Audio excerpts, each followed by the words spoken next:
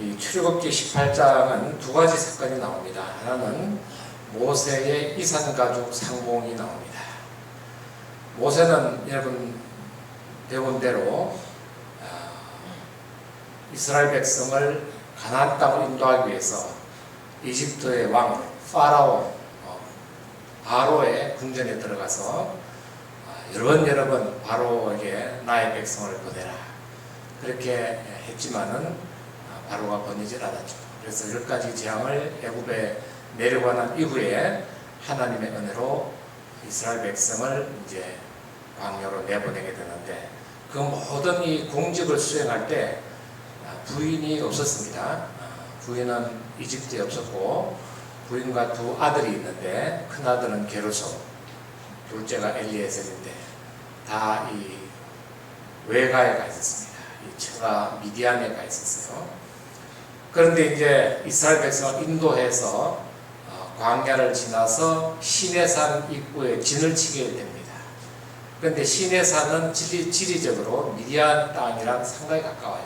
하루길 정도밖에 안 됩니다. 그러니까 그 소문을 듣고 장인 이드로가 아내 십보라, 모세 아내 십보라와 두 아들을 데리고 왔는데 이 장인이 직접 인솔해서 왔습니다. 그래서 이제 오래간만에 모세의 장인, 부인 그리고 두 아들이 모세를 만나는 이산가족 상봉 얘기가 나옵니다. 그래서 이 정말 기쁨이 충만했겠죠. 그래서 이제 이후로 계속해서 이제 십보라와 두 아들은 모세를 동행해서 이제 가게 됐는데, 그럼 왜 처음부터 힘들어도 이집트에 같이 사역을 감당하면서 십보라가 좀 새벽기도도 해주고 또 두 아들이 또 이렇게 힘을 보태면 더 좋았을 텐데 왜 모세는 홀로 그렇게 있었던가? 오늘 18장에 보면은 모세가 보냈다는 그런 얘기가 나옵니다. 처음에 같이 왔다가 무슨 일이 있어서 보냈어요. 그게 출애굽기 4장의 얘기가 나옵니다. 처음에는 모세가 호렙산의 이 가시떨기 나무에 불이 붙었는데 그것이 타질 않는 그런 기적 같은 것을 보고 신기해서 산에 올라갔다가 하나님을 만나죠. 그래서 하나님으로부터 놀라운 사명을 받습니다. 400년 동안 내가 신음하는 백성들의 기도를 들었도다. 너는 이제 내 명령을 받고 가서 이스라엘 백성을 이리로 이끌어 오너라. 그런데 모세가 아유 감사합니다. 내가 이 날을 기다렸습니다 하고 덥석 사명을 받습니까? 막 피하려고 그럽니까? 피하려고 그러죠.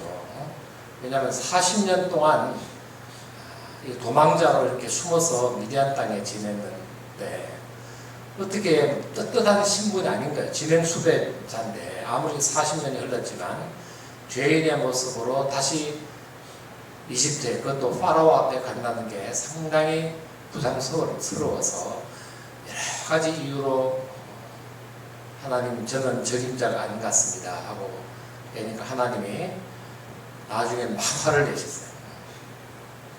화를 내시면서 네 손에 든 것이 뭐냐? 예, 지팡이입니다. 지팡이를 던져봐라. 던지니까 뱀이 됐어요. 다시 집어라. 그러니까 다시 지팡이가 되고, 그래도 갈 만한 사람을 보내셔서 이렇게 사역하는 모세에게 네 형 아론이 있지 않느냐. 내가 아론을 내가 불러서 지금 이 길로 오고 있는데 내일이면 만날 텐데 아론은 내가 알기로 말을 잘하는 사람이니까 모든 이렇게 말할 일이 있으면 아론을 시키고 너는 내 명령을 수행해라. 이렇게 해서 할 수 없이 모세는 이제 사명을 받아들이고 이제 하산해서 제일 먼저 장인어른을 찾아갑니다. 그래서 장인어른 이만저만 해서 제가 이집트로 가게 됐는데 식솔들을 다 거느리고 가야 될 것 같습니다. 그러니까 그렇게 하라고 그렇게 이제 보내는데, 그래서 이제 이집트를 향해서 가는 도중에 무슨 사건이 일어납니다. 출애굽기 4장 24절에 보면 모세가 길을 가다가 숙소에 머무르고 있을 때에 하나님의 사자가 나타나서 모세를 갑자기 죽이려고 해요. 이때 아내 십보라가 돌칼을 가져다가 그의 두 아들의 포피를 베어서 모세에게 갖다 대니까 하나님의 사자가 모세를 놓아줬어요. 그래서 모세가 죽음의 위기를 모면하는 장면이 나옵니다. 이게 지금 난해한 구절이죠. 이게 뭔 일입니까 이게? 지금 모세가 하나님의 사명을 받아들이고 수행하러 이렇게 이집트로 가는데 왜 하나님의 사자가 모세를 죽이려고 했을까요? 그것은 이 할례 때문입니다. 하나님은 택하신 백성들에게 할례를 이제 시행을 하시고 아브라함 때부터 이 할례를 시행을 하는데 난지 8일 만에 포피를 베어서 이것이 하나님의 택하신 백성의 징표인데 이것을 하지 않는 자는 끊어질 것이다 이렇게 하나님이 경고까지 하셨는데 모세도 아마 알았을 거예요. 모세도 뭐 아무리 그렇지만 아브라함의 자손인데 알았겠죠. 그런데 이 십보라는 이스라엘 백성의 딸이 아니고 미디안의 딸이잖아요. 그러니까 이방인의 딸이야. 그래서 막 이렇게 우리 애기들 포경 수술을 해야 된다고 그러니까 막 불쩍 뛰면서 어디 애들한테 칼을 갖다 대냐고 막 반대를 많이 했을 것 같아요. 그래서 뭐 이스라엘의 풍습이 어떻고 하나님이 어떻고 하니까 그건 모르겠고 하여튼 안 된다고. 내가 참 귀하게 얻은 아들한테 칼은 안 된다. 뭐 그렇게만 했던 것 같아요. 그래서 할 수 없이 뭐 반대하는데 뭐 어떻게 와이프가 반대하는데 좀 요즘 거역하기 어렵죠. 그것도 젊을 때도 아니고 모세가 이때 나이가 80이에요. 80에 아내한테 잘 보여야 밥도 얻어먹잖아요. 그래서 모세가 아마 약해진 것 같아요. 그래서 그럼 내가 알아서 가자. 갔는데 하나님은 예외가 있습니까 없습니까? 그래서 길에 나타나가지고 하나님의 할례를 하라는 명령을 안 지켰기 때문에 막 죽이려고 해요 모세를. 그러니까 십보라가 그때 아차 싶은 거죠. 이게 안 하면 안 되는구나 해서 급히 그냥 돌칼로 직접 자기가 포경 수술을 그 자리에서 하니까 이제 하나님의 사자가 떠나는데 문제는 4장 25절 출애굽기 4장 25절 보면 이게 끝끝내 십보라한테 마음에 안 들었던 모양이에요. 그래서 십보라가 무슨 얘기를 하냐면은 당신은 참으로 내게 피난편이로다. 그리고 4장 26절에 보면 십보라가 피난편이라 하면 할례 때문이었더라 이렇게 되어 있어요. 그러니까 사투리를 하면은 참 당신 징해요. 징해. 내가 그렇게 싫다 그러는데 그렇게 이렇게 진짜 이 길 가다가도 이렇게 하게 됐네요. 하면서 또 그것 때문에 조금 아마 부부싸움이 있었지 않나 싶습니다. 그래서 모세가 판단하기를 두 아들과 십보라는 또 지금 피도 흘리고 했으니까 친정에 가 있는 게 좋겠다 해서 아마 여러 가지 생각으로 보냈던 것 같습니다. 그래서 그 이후는 계속 싱글로 이제 모세가 공직을 수행을 한 거예요. 그러다가 이제 세월이 많이 흘러서 홍해도 건너고 또 뭐 여러 가지 광야를 건너서 미디안 땅에 가까운 시내산에서 장인의 도움으로 이제 부부가 상봉하고 두 아들을 상봉을 하게 됩니다. 우리나라 말에도 그렇고 또 중국의 이 장자라는 책에 맹자라는 책에 그런 말이 있습니다. 수신제가 치국 평천하.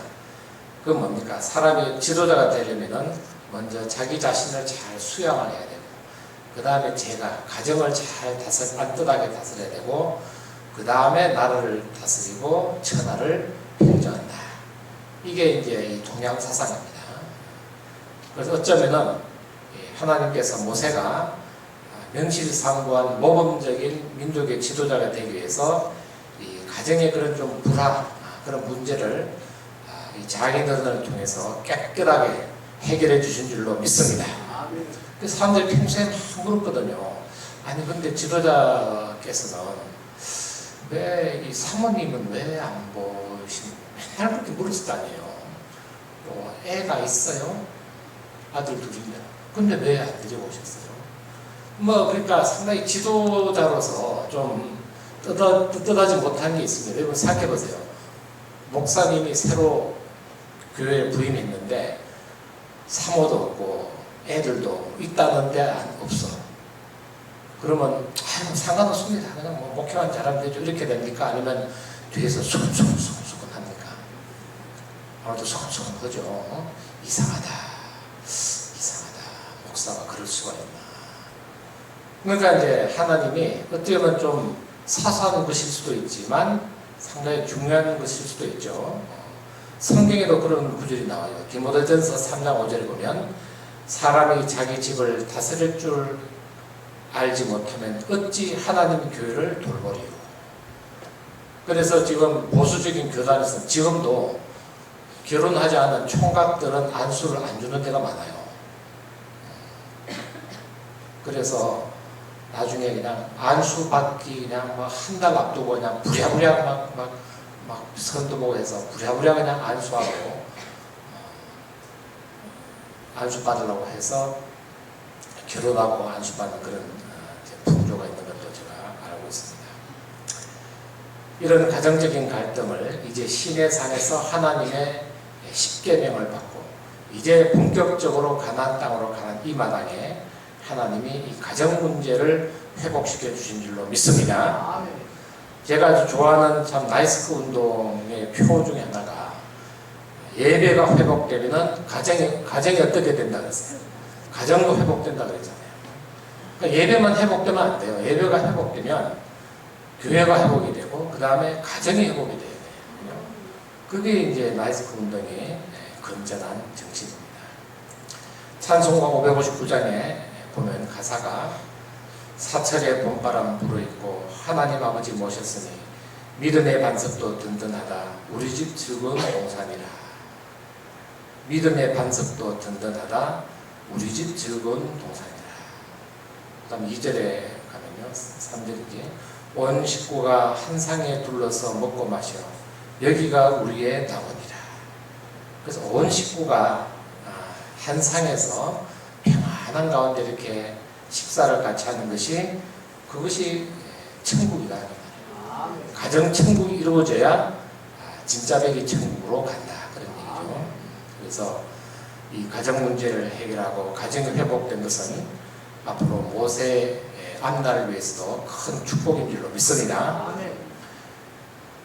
자, 그런데 이 미디안 제사장 이드로에 대해서 우선 그 미디안 족속은 어떻게 생긴 족속인가 하면요. 여러분 그 아브라함의 아들이 몇 명이죠? 아브라함의 아들이 몇 명입니까? 물어보면 대부분 한 명이라고요. 이삭 아니냐고. 외동 아들이죠. 그래요. 그런데 이런 복음성가에 믿음의 조상 아브라함은 7명의 아들이 있었는데요. 이런 복음성가가 있어요. 애들 부르면. 이게 또 뭔 일입니까? 사라가 또 6명을 더 낳나요? 근데 이 사라가 90이 넘어서 이삭을 낳는데 또 6명을 놓으면 도대체 몇 살까지 낳았단 얘기예요? 그게 아니고요. 사라는 이삭을 낳고 얼마 있다가 돌아가셨어요. 그래서 아브라함이 이제 상처를 하게 됐는데 그 후에 후처를 얻었습니다. 거기 창세기 25장 1절에서 6절까지 보면 아브라함의 후처를 맞이하였으니 그의 이름은 그두라라. 그두라라는 여인을 아마 젊은 여인이겠죠. 후처를 맞이했는데 이 후처 그두라가 몇 명의 아들을 낳았냐면 6이나 낳았어요. 이건 다 서자죠. 적자가 아니고 다 서자인데 시므란, 욕산, 무단, 미디안, 이스박, 수아 아들만 6명이에요. 그런데 미디안이 그 가운데 4번째 아들이에요. 자, 그런데 이 아브라함은 아주 좀 깔끔한 사람입니다. 자기가 죽기 전에 이삭한테 재산을 물려주면서 이 서자들한테도 재산을 하나씩 다 줬어요. 그래서 이 6명의 서자들이 다 먹고 살 수 있을 재산을 다 얻어서 나갔는데 어디로 갔냐면은 이삭을 떠나서 이삭은 브엘세바 이제 본집에 있는 거고 저 동쪽 땅 아카바만 동쪽 사우디 아라비아 지금 다 있는 그 미디안 땅으로 보냈다 하는 겁니다. 그래서 미디안은 아브라함의 자손입니까 아닙니까? 자손이죠. 서자라고 서자 아들이 아닙니까? 그러니까 미디안도 아브라함의 자손인 거예요. 그럼 미디안의 제사장 이드로는 뭐냐? 물론 이제 제사장 제도는 여러분 레위기에 하나님이 세우셨어요. 그래서 이스라엘 민족은 제사장이 되려면 레위 족속이어야만 됩니다. 레위 족속도 그 중에서 제일 처음에는 모세의 직계, 모세의 맏아들 게르솜 자손들만 시켰어요. 그러다가 나중에 점점 이제 인원수가 모자라니까 이런 아론과 게르솜 자손들을 처음에는 시켰다가 점점 레위인들을 다 포함시켰는데, 그런데 이제 미디안은 레위인 그런 개념이 아니고 그 당시는 족장 시대니까 족장이면서 또 제사까지 다 했던 그런 시대였습니다. 그래서 이드로는 미디안 쪽의 족장이면서 또 제사도 드렸다. 그렇게 보시면 되겠습니다. 어쨌든 이드로는 미디안 족속을 대표하는 상당히 중요한 인물이고 모세의 장인입니다. 그리고 아브라함의 자손이에요. 그래서 정말 이 가족 상봉을 주선을 했는데, 이드로가 이제 그 다음날 모세 자기 사위가 일을 어떻게 하나 궁금해서 이렇게 업무를 보는 걸 지켜보는데, 이튿날 모세가 백성을 재판하느라고 앉아있고 백성은 아침부터 저녁까지 모세 곁에 서 있는지라 백성이 하나님께 물어오려고 이제 오는 거죠. 그때 당시에는 사사시대도 그렇지만은 민족의 지도자들이 평시에는 주로 어떤 일을 했냐면은 이 송사를 재판하는 일을 했어요. 그래서 뭐 민사재판, 형사재판 그 모든 것을 이 백성의 지도자들이 다 했다. 사사시대에는 이 사사를 하나님이 세우시면 이 사사가 전시에는 전쟁을 수행하는 군사령관이 되고 평시에는 재판관이 됐어요. 그래서 영어로 사사를 judge라고 합니다. 판관이라고 합니다. 가톨릭 성경에 보면은 사사기를 판관기라고 합니다. 그래서 모세도 그때 당시 족장시대 전통에 따라 평소에는 이제 맨 그냥 제가 우리 집에 소 한 마리를 몰래 잡아먹고는 입 싹 닫고 부인하고 있다. 이것 좀 어떻게, 쟤를 어떻게 좀 처리해달라. 법적으로 처리해달라. 뭐 그런 게 있으면 다들 억울한 사람들이 모세에 이제 있는 이 천막으로 와서 하는데, 사람이 많으니까 다들 번호표를 막 받고 기다리는 건데, 근데 재판관은 한 명밖에 없으니까 백성은 200만 명이에요. 그러니까 하루 종일 그냥 뭐 아침부터 저녁까지 사람 줄이 막 서 있는 거예요. 그러니까 이게 뭔 줄이냐 하니까 이만저만 저만저만 해서 백성이 나한테 재판받으려고 내게 옵니다. 그러면 나는 재판을 하면서 하나님의 윤리와 법도를 알게 하나이다. 이렇게 사위가 대답하니까 모세의 장이 고개를 갸우뚱갸우뚱하면서 18절에 너와 또 너와 함께한 이 백성이 필경 기력이 쇠하리니 이 일이 내게 너무 중함이라. 내가 혼자 할 수 없으리라. 네가 하는 것이 옳지 못하도다. 그러니까 이 이드로는 어쨌든 민족의 지도자 아닙니까? 이드로도. 그러니까 경험이 많지요. 그러니까 아무리 그렇지만 네가 하는 것이 옳지 못하다 하면서 충고를 합니다. 이 충고를 하는데 이 이드로의 충고가 상당히 경략적으로는 중요한 충고입니다. 여러분 미국 대학의 하버드 대학이나 또 예일 대학 또 경영학으로 유명한 펜실베니아 대학 거기에 경영 대학에서 가르치는 그 케이스 스타디 사례 분석 중에 이 출애굽기 18장이 꼭 들어가 있습니다. 저도 그걸로 학생들을 가르쳤어요. 이 조직이란 무엇인가 하면서 내가 이 출애굽기 18장을 읽어오라고 학생들 숙제를 합니다. 그럼 뭐 성경을 꼭 읽어야 되냐고 투덜투덜 하면서 읽어와요. 그래서 이 18장에 보면 이드로가 그들에게 이제 가르친 모세에게 충고한 내용이 조직 이론이에요. 현대 그대로 적용해도 손색이 없는 조직 이론인 줄로 믿습니다. 자, 18장 19절 제가 읽어볼게요. 이제 내 말을 들으라. 내가 네가 방침을 가르치리니 하나님이 너와 함께 계실지로다. 너는 하나님 앞에서 그 백성을 위하여 그 사건들을 하나님께 가져오며 그들에게 윤리와 법도를 가르쳐서 마땅히 갈 길과 할 일을 그들에게 보이고 너는 또 온 백성 가운데서 능력 있는 사람들 곧 하나님을 두려워하며 진실하며 불의한 이익을 미워하는 자를 살펴서 백성 위에 세워 천부장과 백부장과 50부장과 10부장을 삼아 그들이 때를 따라 백성을 재판하게 하라. 큰 일은 모두 네게 가져올 것이요 작은 일은 모두 그들이 스스로 심판할 것이니 그리하면 그들이 너와 함께 담당할 것인즉 이 일이 내게 쉬우리라. 여기에 보면요, 조직이 제대로 굴러가는 데 필요한 세 가지 요소가 나와 있는데 그것은 첫 번째가 조직의 목적입니다. 조직의 목적이. 그러니까 모세가 재판을 하루 종일 하더라도 그것이 조직의 목적이면 뭐 괜찮아요. 근데 조직의 목적이 뭡니까? 재판하는 게 목적이에요? 아니잖아요. 지금 10계명 받으러 올라가야 되고 또 내려와서 10계명 받으면은 그걸 또 백성들한테 가르쳐야 되고 또 그것을 하나님과 약조가 되면 이제 젖과 꿀이 흐르는 가나안 땅을 차지하러 가는 이 중치하는 이 지휘를 해야 되는 지휘관이 맨 그냥 닭 잡아먹은 범인 잡으러만 다니면 그게 조직이 되겠냐고요. 안 그래요? 그러니까 조직은 목적에 충실해야 된다는 것이 조직 원리 제1등입니다.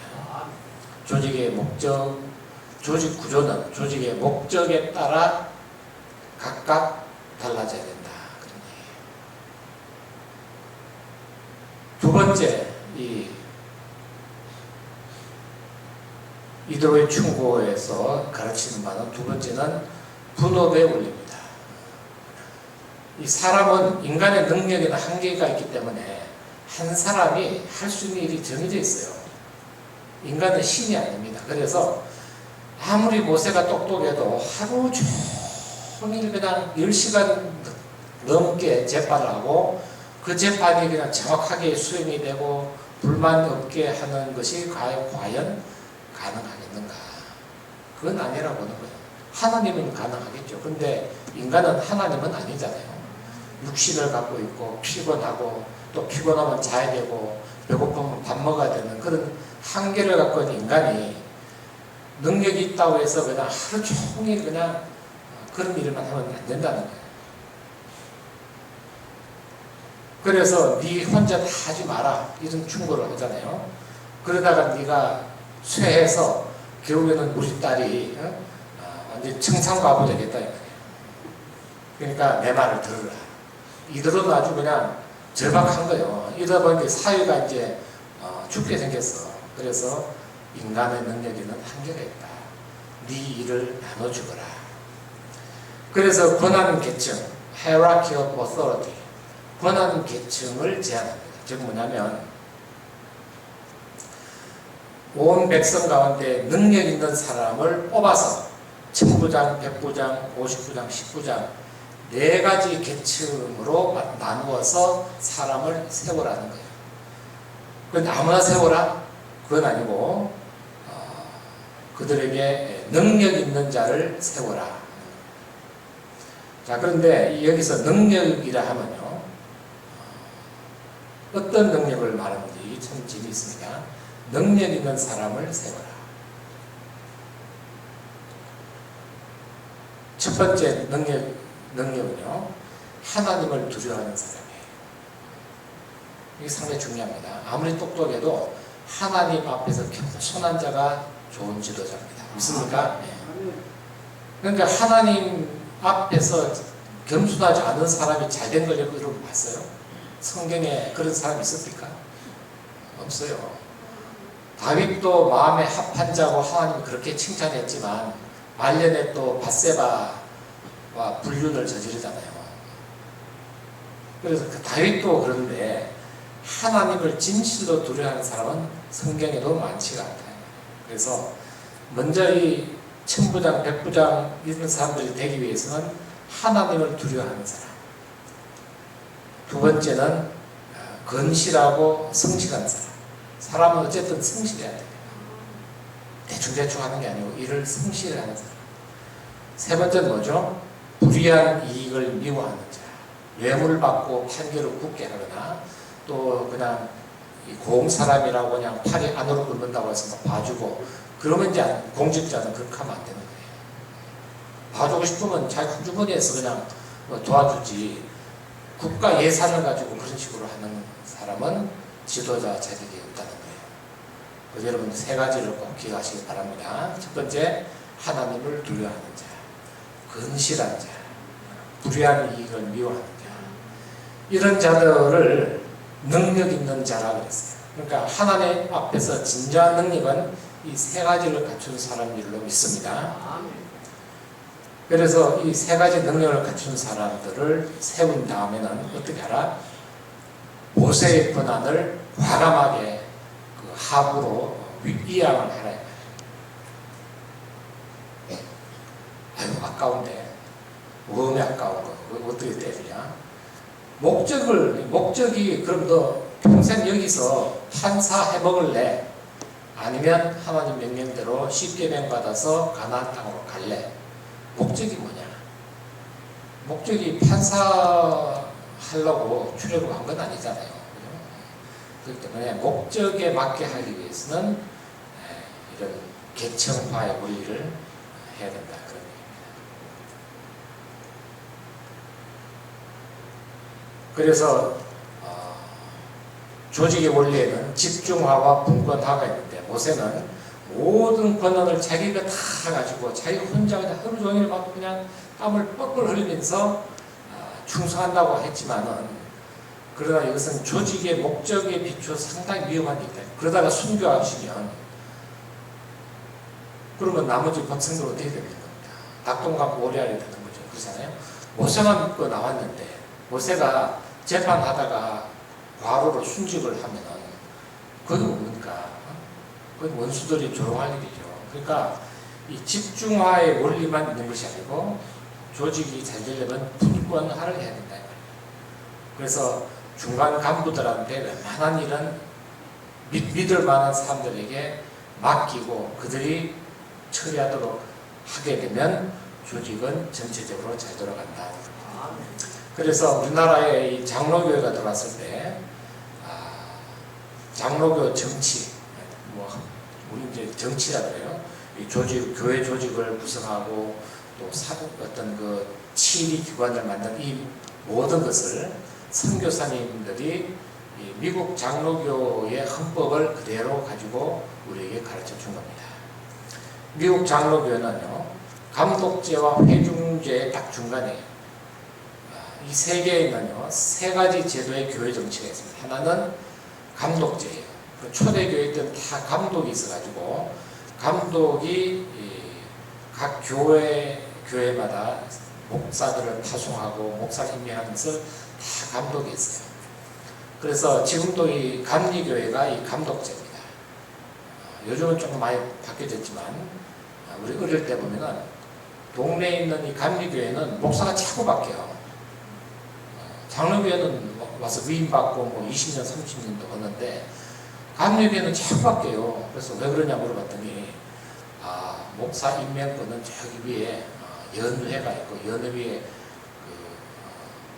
감독이 있는데 그 감독들이 그거를 이제 정한다는 거예요. 그래서 뭐 서울도 갔다가 서울에 있다가 저기 충청도도 갔다가 전라도도 갔다가 그러더라고요. 그래서 뭐 5년마다 바뀌는 교회도 있고 7년마다 바뀌는 교회가 그래요. 그래서 이 감독제는 이 감독이 모든 권한이 있어요. 그런데 또 미국에는 어떤 교회가 있냐면 이 청교도들이 만든 교회들은 회중교회라고 해서 이 회중교회가 나중에 침례교도 되고 침례교는 지금도 장로가 없습니다. 장로가 없어요. 그러면 그럼 뭐냐? 집사들이 있어요. 그래서 웬만하면은 이 전체 교인 모인 데서 이렇게 전체 모인 데서 결정을 하거나 아니면 집사회에 위임을 해서 집사회에서 결정을 해요. 장로는 없습니다. 그래서 이 세계적으로 이 감독제는 상당히 어떤 그 지도자들에게 권한이 많은 그런 제도가 감독제고, 교인들한테 권한을 좀 민주적으로 많이 준 제도가 회중제예요. 왜냐하면 메이플라워 호를 타고 온 사람들은 지도자가 없이 왔다 그럽니다. 지도자를 중심으로 똘똘 뭉쳐서 온 게 아니고 한 100여 명의 사람들이 다들 그냥 여러 가지 사연을 가지고, 어떤 사람은 영국에서 직접 온 사람이 있고 중간에 네덜란드에서 배 탄 사람도 있고 막 섞여 있어요. 그래서 그 사람들이 나중에 미국 땅에 가까워지니까 메이플라워호의 맹약이라는 걸 맺습니다. 우리는 다 각자 출신도 다르고 목적도 다르지만 우리가 미국 가서 한 고장에 살게 되면 최소한 이런 합시다 하고 다들 똑같은 동일한 조건으로 약속을 하고 내렸어요. 그렇기 때문에 이 청교도들은 처음부터 지도자가 없이 이런 교인들 중심이었습니다.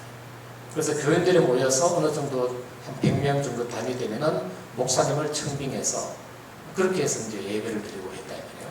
그게 회중교고, 그 회중교 정신을 잘 살린 것이 침례교인데, 미국에는 그래서 지금도 침례교가 제일 많습니다. 그래서 이 지미 카터 미국 대통령이 침례교 집사였어요. 근데 침례교 집사면 우리는 뭐 안수 집사 있고 뭐 장로도 많은데 그 집사 따위가 이렇게 그렇게 생각하시면 안 돼요. 침례교 집사는요 장로와 거의 맞먹습니다. 믿음들이 상당히 좋아요. 이 카터 집사는 백악관 안에 있으면서도 주일이 되면 꼭 그 백악관 앞에 있는 그 교회 침례교에 가서 말씀도 전하고 또 주일학교 성경도 가르친다고 해요. 대통령 하면서. 그 정도로 믿음이 좋은 사람이에요. 어쨌든 이 장로교는 감독제와 회중제의 딱 중간이면서 대의민주주의입니다. 뭐냐면 웬만한 거는 그냥 교인들이 다 모여서 결정하는 그런 회중교도 아니고 회중제도 아니고, 장로님을 아주 똑똑한 사람, 믿음 좋은 사람을 뽑아서 당회를 구성해서 웬만한 중요한 일은 당회에서 결정하고 교인들은 그냥 아멘 하고 따르는 그런 제도죠. 그래서 1년에 한 번 공동의회에서 무슨 안건을 당회에서 내놓으면 뭐 대체로 그냥 박수로 통과하잖아요. 그렇게 다 믿고. 그러니까 이 장로교는 장로를 잘 뽑아야 돼요. 장로를 잘 못 뽑으면 교회가 아주 잘못됩니다. 어쨌든 제가 왜 이런 얘기 하냐면은 이런 식으로 교회 조직도 집중화라고 해서 다 좋은 게 아니에요. 모든 권한을 감독들이 가지고 있다고 해서 좋은 게 아니에요. 그래서 이 우리나라 감리교회가 지금은 개교회주의로 임기제를 없애버렸어요. 그래서 그 교회에서 위임을 받으면 평생 있을 수도 있게 그렇게 제도를 바꿔버렸어요. 왜냐하면 아무래도 목사님이 자주 바뀌니까 부흥이 안 되는 거예요. 장로교회에 비해서. 장로교회는 위임받고 그냥 뭐 70세까지 그냥 따박따박 하니까, 물론 뭐 나쁜 점도 있지만 어쨌든 교회가 부흥을 많이 하거든요. 그래서 지금은 많이 바뀌어졌습니다만은 결국에는 이 감독제라고 해서 좋은 게 아니고 또 회중제라고 해서 좋은 게 아니에요. 왜냐하면 한국에는 침례교가 들어와서요, 이런 그 장로제도 없다는 것 때문에 사람들이 집사하다가 다 도망가 버려요. 왜냐하면 장로교회 가면 장로가 충분 될 자격이 있는데 침략이 있어봐야 평생 가야 집사거든요. 물론 뭐 제가 너무 과장돼서 얘기해서 침례교인들을 상처받으면 안 되니까. 하여튼 제 친구들 중에 그런 친구가 있어서 하는 얘기. 다들 침례교 하다가 장로교회로 오시는 분들이 많습니다. 그래서 결국에는 교회 조직도 이런 집중하냐 분권하냐에 따라서 여러 가지 다양한 것이 있듯이 모든 것이 그 목적에 맞게 조직을 해야지 목사님한테 모든 권한에 집중되면 은혜롭고 좋다 그런 건 아니다. 인간은 한계가 있기 때문에 미국 선교사님들이 이 조선의 교회 제도는 미국 장로교회 제도가 좋겠다 해서 장로 제도를 두고 당회 제도를 뒀는데 결과적으로 참 잘 된 것 같아요. 우리나라 현실에 잘 맞는 그런 제도라고 생각됩니다. 그러나 이 장로교회는 가장 큰 문제가 이 장로가 가장 큰 문제입니다. 왜냐하면 장로가 믿음과 이 자격에 비해서 너무 막강한 권한을 갖고 있다 보면 이게 이제 권한을 남용하는 그런 문제가 생긴다는 거죠. 그래서 그것을 막기 위해서는 출애굽기 18장으로 돌아가야 됩니다. 하나님을 두려워하고 성실하고 불의한 이익을 미워하는 자들만 장로로 뽑아야 되는 거예요. 그래서 오늘날 목회가 성공적으로 진행되는 이 대형교회 몇만 명인데 아주 잘 되는 교회가 있고 구역도 참 잘 되는데 이 대형교회가 잘 되는 그 비결 중에 하나가요. 이것이 이 구역 조직과 순 조직이 살아있어요. 그리고 이 대형교회에서 구역장, 순장이 되기 위해서는요 1년 이상 소요되는 제자 훈련을 반드시 받아야 되는데 제가 아는 친구는요 이 사업체가 이 동남아에 있어요. 베트남에도 있고 태국도 있는데 이 친구가 이 사랑의 교회 집사인데 지금 제자 훈련을 받고 있다더라고요. 그래서 매주 목요일마다 제자 훈련을 받는데 이게 1년 교육인데 3번 이상 빠지면 4번 이상이요. 3번까지는 괜찮아요. 4번 이상 빠지면 처음부터 다시 해야 된대. 그렇게 이 친구가 베트남 갔다가 목요일 아침 되면은 뭐 천앞서도 오는 거예요. 비행기 막 잡아타고. 그걸 왜 그러냐니까 목요일 오후 저녁에 제자훈련을 꼭 거쳐야 된대. 그러더니 어렵게 제자훈련을 수료하고 순장이 됐는데 이 친구가 설교를 얼마나 잘하는지 몰라요. 1년 동안 그냥 뭐 웬만한 신학교에서 가르치는 건 싹 다 배워요. 그런 사람이 순장되고 구역장 되니까 이 대형교회 뭐 10만 명, 5만 명 하는 교회라도 구역이 살아있으니까 교회가 살아있는 건 좀 믿습니다. 그래서 우리 교회는 교회에 무슨 조직이 필요해. 그냥 목사님 말씀에 믿고 아멘 하면 되는 거지. 그러나 그렇지가 않습니다. 출애굽기 18장에 모세가 백성의 지도자는 나 하나니까 순종하겠습니다 하고 그 땡볕에 그냥 백성들 줄 서서 기다리고 계속 재판만 몇 달을 그렇게 주구장창 하니까 하나님이 이도로를 통해서 모세에게 지혜를 주신 줄로 믿습니다. 그래서 결과적으로 모세는 이도로의 충고를 받아들여서 천부장, 백부장, 50부장, 10부장을 세웠어요. 그래서 나중에 이런 민수기나 신명기에 보면은 뭐 천부장 아무 것이, 백부장 아무 것이 그런 얘기 나옵니다. 그리고 여러분 신약 시대에도 보면은 로마 군대에 백부장이 나오잖아요. 센츄리온. 그래서 이 로마도 이런 그 하나님의 이런 이도로의 제도를 받아들인 것 같아요. 그래서 100명의 부하를 책임지는 백부장을 세웠어요. 그래서 로마 군대가 왜 강하냐? 이 백부장들은 백전노장이에요. 그러니까 이 밑에 오합지졸을 100명이 있다 하더라도 이 사람 말만 잘 듣고 싸우면은 백전백승하는 거예요. 제가 독일 군대가 왜 강한가에 대해서 독일이 있으면서 제가 자료를 모아서 그걸 논문으로 발표한 적이 있습니다. 그래서 그것이 이제 BMW 논문상이라고 상도 받고 있는데 결론은 그거예요. 독일군이 미군이나 프랑스군, 영국군보다 강한 이유는 독일의 이런 그 지휘관들이, 특히 중대장, 대대장들이 아주 유능합니다. 왜 유능한가? 훈련을 빡세게 받아요. 독일의 사관학교에서 적어도 몇 년 동안 훈련을 받는데 군사학만 받는 것이 아니고 인문학, 철학, 역사 이런 걸 막 폭넓게 받아서 독일의 장교라 그러면은 모르는 게 없는 아주 해박한 지식이 있다. 그래서 이 오합지졸이라도 독일의 중대장, 대대장만 명령만 잘 따라가면 전쟁에서 이긴다는 겁니다. 그래서 오늘 이 말씀을 제가 여러분과 함께 은혜 받는 것은 우리 교회가 잘 되는 부흥도 결국에는 우리 자신이 우선 훈련을 받아야 되고, 또 우리가 이 하나님이 모세를 통해서 주는 권한이 정말 우리가 하나님을 두려워하고 성실하고 불의한 이익을 미워하는 장로님들, 집사님들, 부역장님들, 또 이런 분들이 있어야 교회가 올바로 설 수 있고 올바로 목적에 따라 갈 수 있다 하는 이 지혜의 말씀을 오늘 배웠습니다. 기도하겠습니다.